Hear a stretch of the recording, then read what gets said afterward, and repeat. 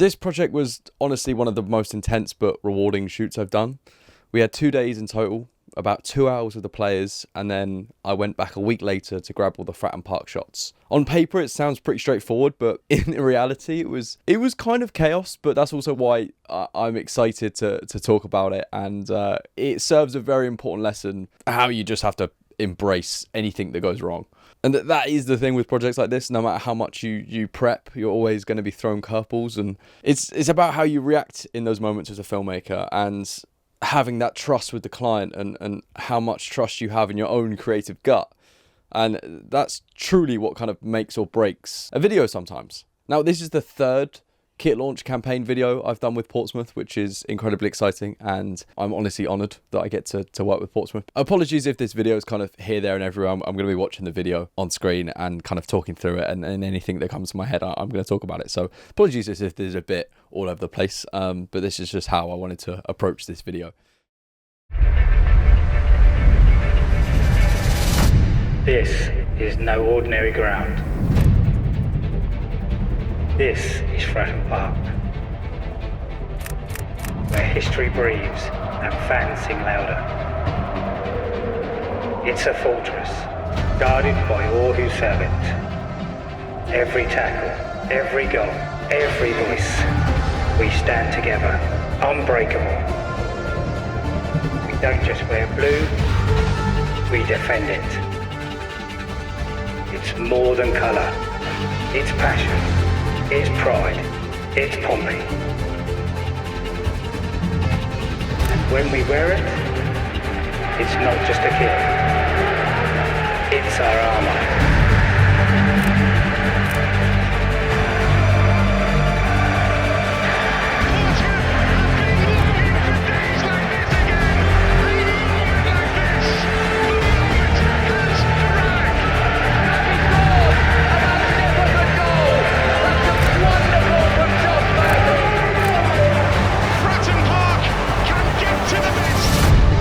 Fortress, our club, our colours.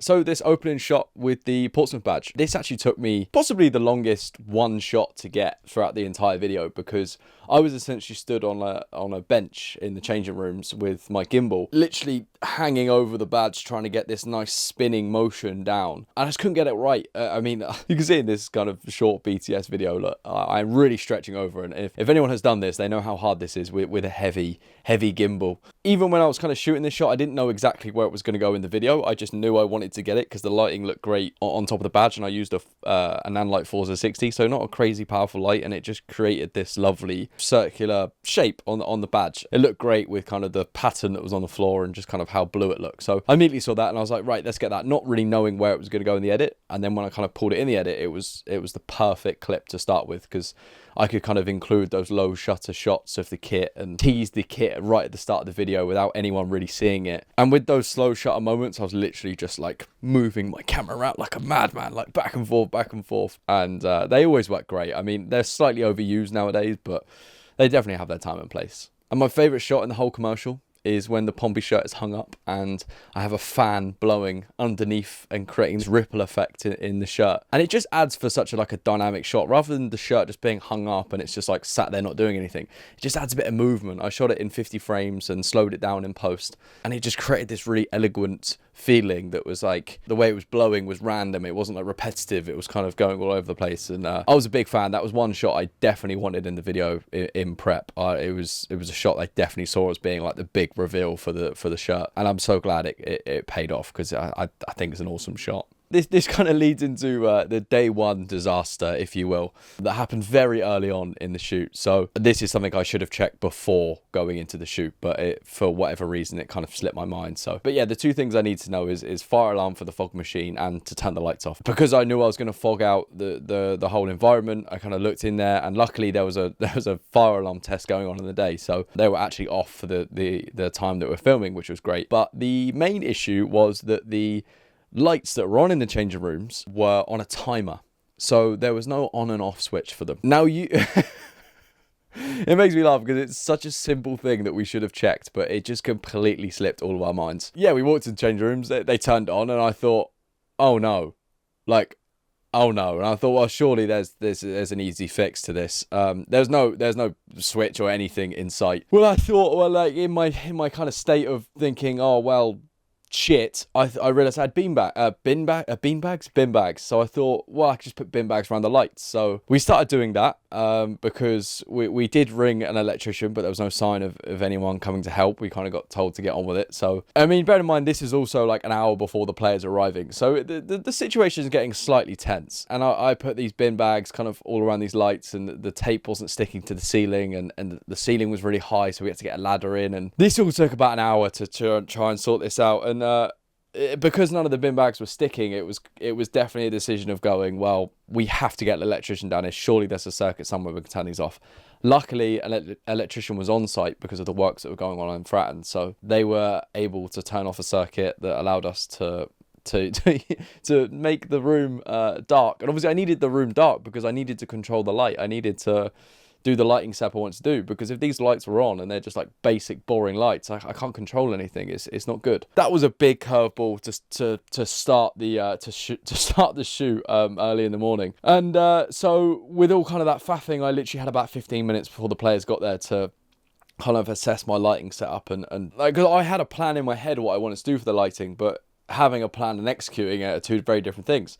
So I had this idea similar as this image here with the red, but I wanted to do it with the blue. I did it initially and everything looked flat. I couldn't control it. And obviously we just went through everything we just went through as I explained. And now I had 10 minutes before the players got there, and I still hadn't got my lighting set up. So I went for a lighting setup that I know well and I know how to do it, which is just an overhead light with a dome and a softbox. And I ended up just putting one of the LED panels on blue in the corner of the room just to kind of keep it on brand and keep it within theme. But yeah, that whole experience in that morning was tough and really carnage, and a lot of all of that, you're just thinking on the fly, you're thinking of problem solving, which I love about this job. I think it's great that, like, that's one of my favorite things is the constant problem solving.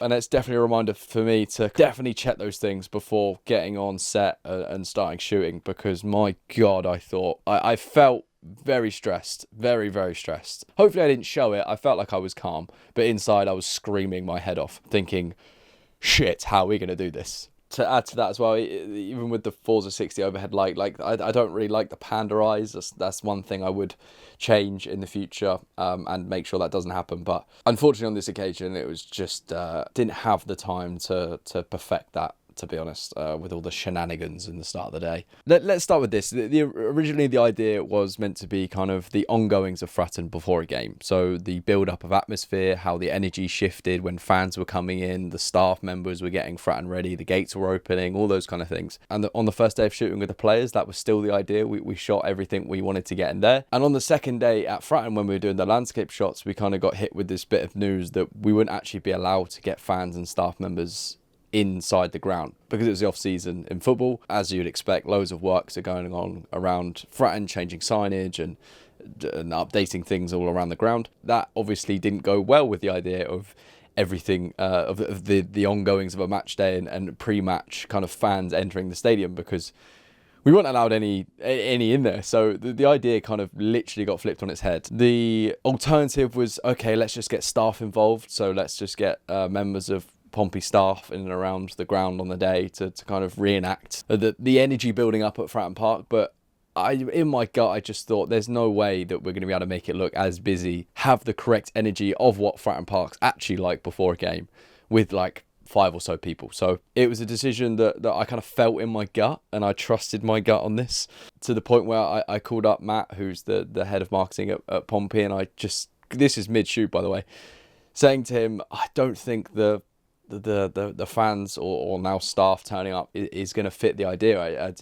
I had already shot some of the landscape shots in and around Fratton. I thought, let's do this as a love letter to Fratton. Let's do this as kind of the echoes of the fans singing. Let's do this as, the best way I can describe it is a love letter to Fratton. Let's show all the iconic parts of Fratton, the seats, the badge engraved in the seats, the structural work of Fratton, some of the stairs that lead up to the seats. Let's encompass that. Let's get some shots of the alleyways around Fratton and kind of build that tension and that suspense up to what Fratton would be like, but without people in it, if that makes sense. So we made that decision. I made that call. It was incredibly scary because I mean, if it hadn't worked, it would have been on my head. But thankfully, and this is also so important when you work on a creative project like this, is that the client trusts you, the guys you're doing the video for trust you, and thankfully on this occasion they did. They trusted my thought process, and they were like, yeah, well, kind of, you know best in this situation. So, and then all the Fratton Park shots were done on a gimbal, just kind of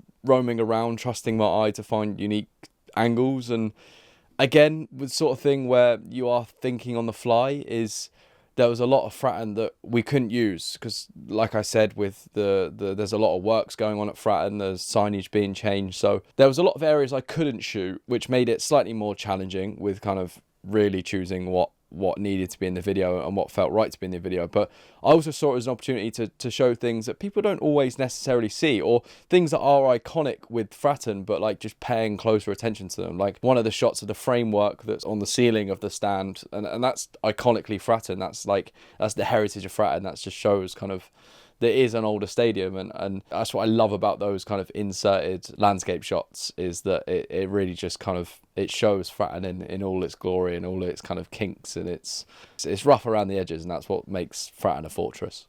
And even coming to the hero shot in the tunnel, that's one thing I really wish I could change, to be honest. I wish I could light them from the front. It was a bit too heavily backlit from behind them, but I didn't have the lighting resources with me to correct that. So that's definitely something I wanted to even out, kind of the backlight and how much light they were getting on their face, because they were just a little bit darker compared to the back. But it's passable, the shot, but I definitely would want to even that out a bit more. And then the voiceover for the video, it was actually just a guy that worked at Portsmouth. I think he works in security, and he found out on the day that he was going to be doing the voiceover. First couple of times we did it, he was a little bit nervous, but he really got into it, and I kind of knew I was putting effect over it anyway, so it didn't need to be like super crisp and super clear. But I did get him in like a cupboard with a jumper in front of him, just to kind of make sure the audio wasn't like echoing around him, and it was strong enough where my little DJI mics could pick it up nicely. And like I said, I knew I was going to put an effect on it, so it wasn't like the end of the world of getting like super crisp audio. I had 2 days to edit this, actually probably less so, because I needed to get feedback from the guys, and that is carnage. That you always want more time editing, right? You always want to make it the best you possibly can. If you have less time, it doesn't necessarily feel like you can make it the best you can, because you don't get the opportunity to have fresh eyes to look at it, because you're just editing it constantly, and then once it's done after that day, that's pretty much the edit you have. But to be honest, like, that's kind of the world I've been in for so long now, especially with like music videos. The turnaround time on music videos is usually a day. They're usually just, you film it one day, you edit it the next, and then it's pretty much done. So I do enjoy being in those environments, because it means you have to really lock in and you just get immersed in the video, and they're my favorite sort of days, where you are thinking about nothing else other than just how can I make this edit the best it possibly can. But again, you always want just a little bit more time. I mean, it's never ideal. If you're going to take anything away from this video, is that like not everything goes to plan, and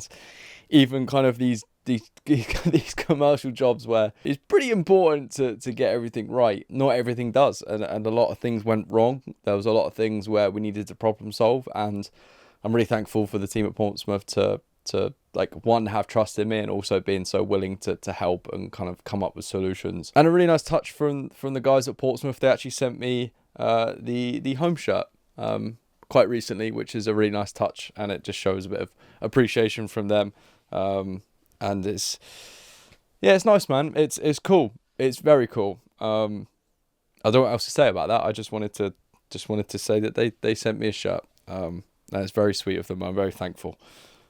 It's a very nice touch. I hope you've enjoyed this video. It was maybe a slightly different one, where it was more stories than kind of technical breakdowns and cameras and lights and everything, but definitely an important one I felt would be valuable for any up and coming filmmakers to have peace in knowing that stuff does go wrong, even kind of at this commercial level. But I hope you enjoyed today's video, and I'll see you soon.